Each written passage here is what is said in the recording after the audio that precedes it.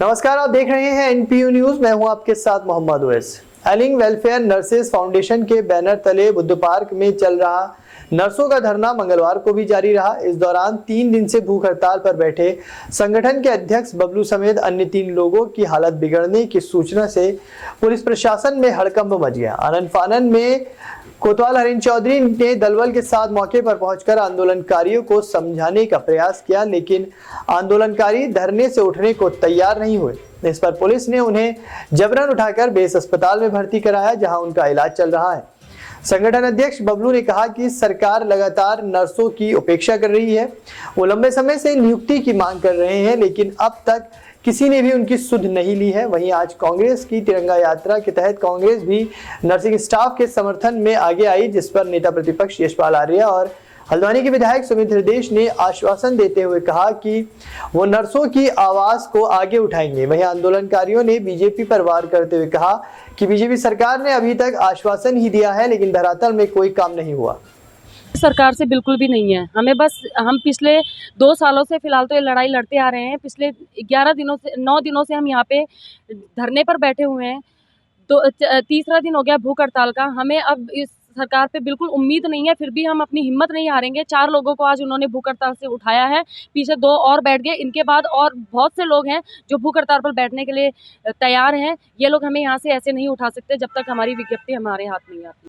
जबरदस्ती उठा के लाया गया है। हमारा धरने का भूख हड़ताल का आज तीसरा दिन था, लेकिन आप चाहे हम हमारे ऊपर कितना भी दबाव बना के रखें, हम अपना ये भूख हड़ताल हम यहाँ भी जारी रखेंगे। आप मेडिकली हमारा कुछ भी ट्रीटमेंट करवाओ, लेकिन अभी भी हम भूख हड़ताल में ही हैं। हम अन्न का एक भी दाना नहीं खाएंगे जब तक हमें वर्षवार नियुक्ति हमें रिटर्न में नहीं लिख के देते हो। आपका नाम? तनुजा। में कहीं अपनी जो नाकामी है उसको छुपाने के लिए हमें यहाँ ला रही है। जबरदस्त हमको यहाँ उठाकर यहाँ हॉस्पिटल में लाया गया है। ऐसी कोई स्थिति नहीं थी कि हमें यहाँ हॉस्पिटल में एडमिट करने की ज़रूरत पड़ती। सरकार सिर्फ और सिर्फ अपनी नाकामी छुपाने के लिए हमको यहाँ लाकर हमको यहाँ भर्ती कर दिया गया है सरकार द्वारा।